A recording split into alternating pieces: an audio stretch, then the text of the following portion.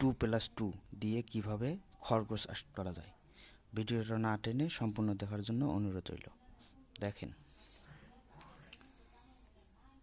প্রথমে আমরা এখানে একটা গোল করে নেব, খরগোশের মাথা আর্ট করব।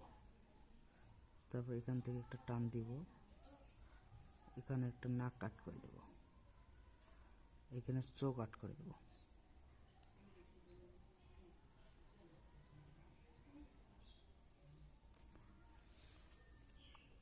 তারপর এখানে কান আর্ট করে দেবো আমরা, এখান থেকে এখানে, আবার এখান থেকে এখানে। ঠিক এই কানের নিচে ধরে, এই কানের নিচে ধরে এই দিক দিয়ে হালকা নিচে এসে এখানে আটকে দেব। দেওয়ার পর এখান থেকে এখানে নিয়ে একটু বাড়ে দিয়ে এখান থেকে এখানে একটা টান দেব, যাতে পা দেখা দেয়। এখানে একটা পা হয়ে গেল। আবার আমরা এখান থেকে একটু বাঁকা করে নিয়ে